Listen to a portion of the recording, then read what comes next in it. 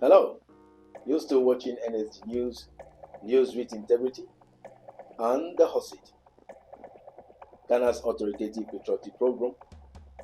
And on this special segment, season 2 of Ghana Must Work. Because Ghana can work. We want Ghana to work. And the only way is we together make Ghana work.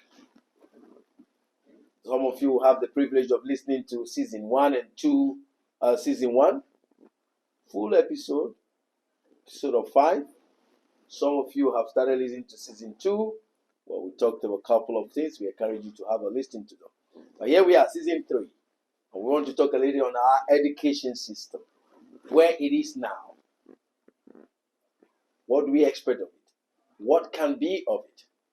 You know, some of us, and the consensus there, the report or the views of the people from within the grapevine seems to suggest that the mass performance of our senior high school is questionable.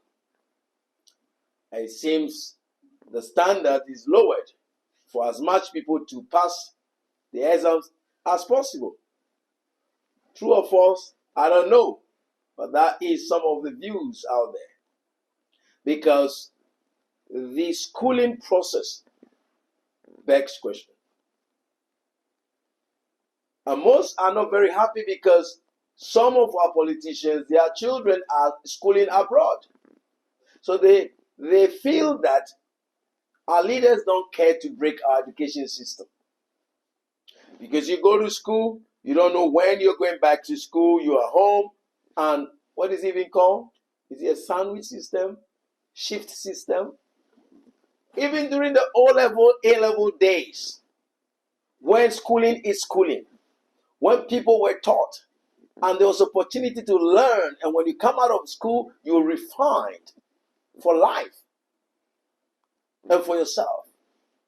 It wasn't easy to pass exams. But here is the case. People go to school for 2 months and come home and sit down for 1 month, 2 months, 3 months before they go back. And you're telling me that these people are really performing like this? We'll see. Time is what tells. But the education system, from primary to junior high school to secondary school, is raising a lot of questions. Notwithstanding the fact that most of our leaders, as it is speculated, we are not accusing anybody, their children are schooling abroad. So they don't care to see the education system established, solid, for a difference. So the question is, where is our future leaders going to be coming from? Is it those that are in school abroad?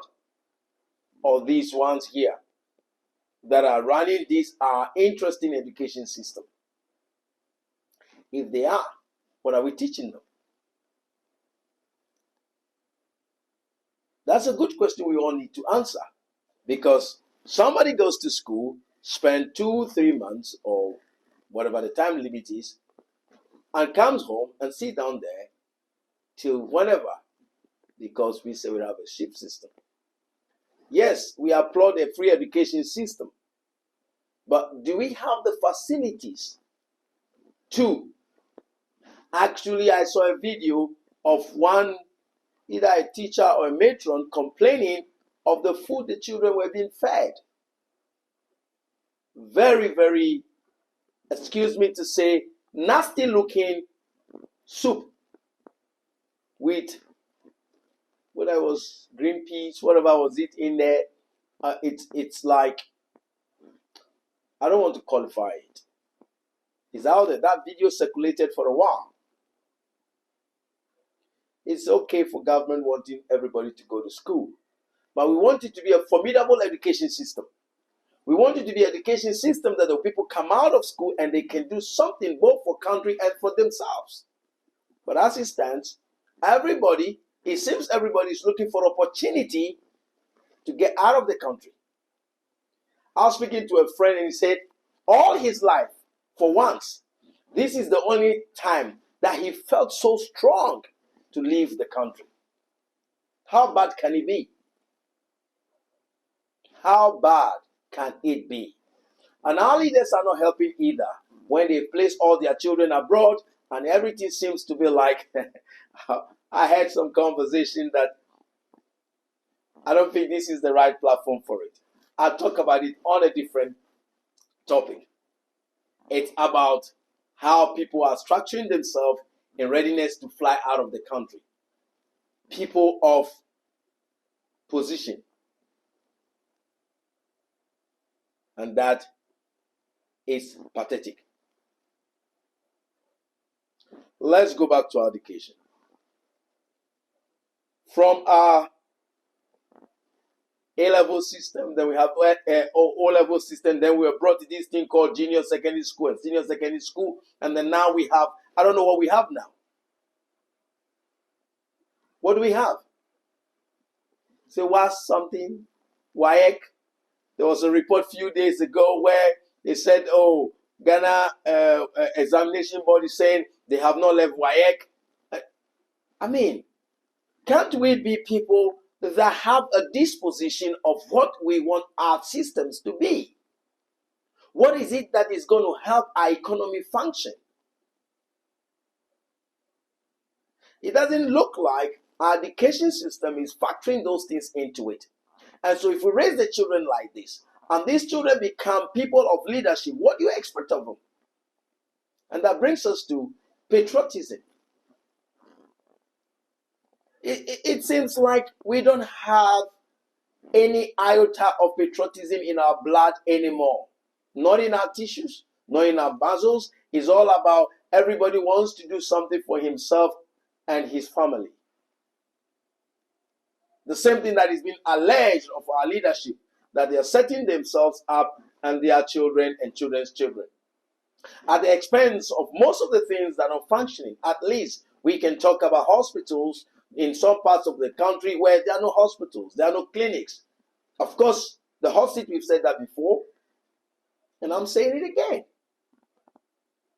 Is it true that our leaders are setting themselves up, hence they don't care to actually have a structured education system, formidable, with country and people in mind? Could it be true? We are only raising questions. What kind of people are we? Everybody says that the country is broken beyond fix. But the whole city, we don't think so. Yes, there are facts in those statements. But I ask, if you say the country is broken beyond people, a country is not itself without people. So you are saying that people are broken beyond fix. So your own statement means yourself, you are breaking beyond fix. You, the individual, saying that the country is broken beyond fix, you are saying you are broken beyond fix. Because if all of us in the country, from the top president right down to the guy on the streets, we change our mind and mentality and mindset from being individuals selfish and wicked in our dealings and become people that think of our actions and inactions, how it affects other people and the country at large, don't you think there will be a different image as far as the country is concerned?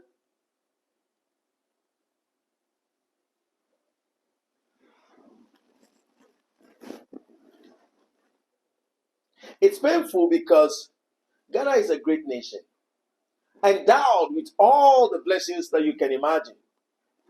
Educational resource, we have it, i.e. the number of graduates that are walking around looking for jobs. Human resource, we have it. At least we can say we have cheap labor.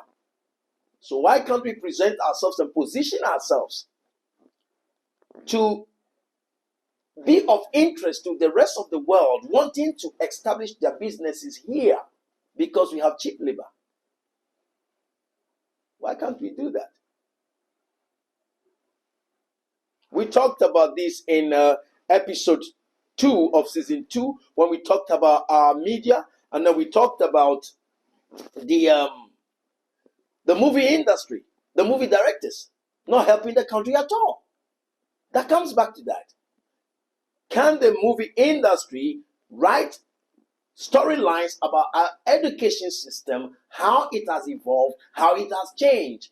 At least if our leaders are not seeing it that way, perhaps watching it in movies could change their perception, could change their way of doing things. Because the Huxley strongly believe that movies direct the behavior of people. Sometimes people watch movies, a particular dressing they saw, they go doing it. So can you imagine? Can you now see how much power I need to talk about, even though I'm talking about education, I want to talk about these movie directors in Ghana. One more time. You can see how much position you have, power you have to actually change the views of Ghanaians. Because at the moment, the views and the behavior you have consciously or unconsciously built into our system is hedonism, suspicion in relationships and marriages, suspicion in families of somebody wanting to kill somebody. That's all your movie is doing.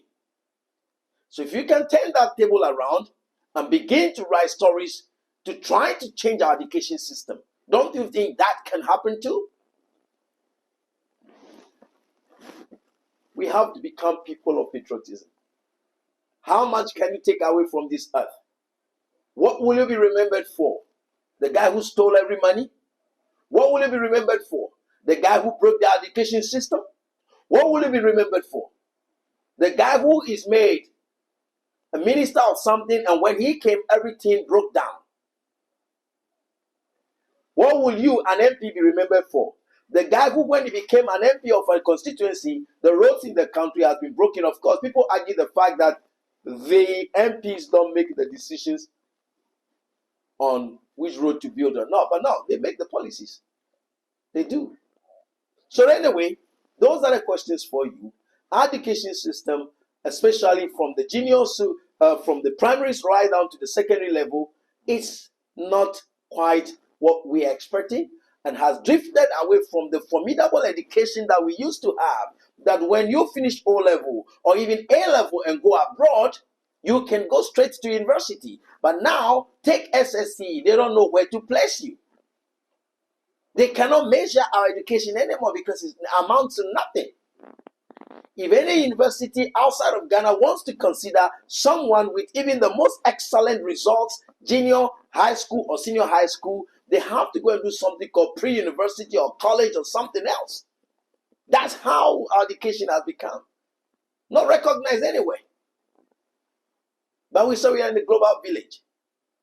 Anyway, we talk on some of these things from country and people point. Education, the curriculum, patriotism, and what we want to be remembered for when our time comes to check out of this place. Because we will all check out one day. I'm your host, Liquid Eamn. Till I come your way, God bless Mother Ghana. Long live the Fourth Republic. And remember, Ghana must work. Ghana can work. We want Ghana to work. But how can that be done? When we come together as one and make it work. See you in our next episode. Bye for now.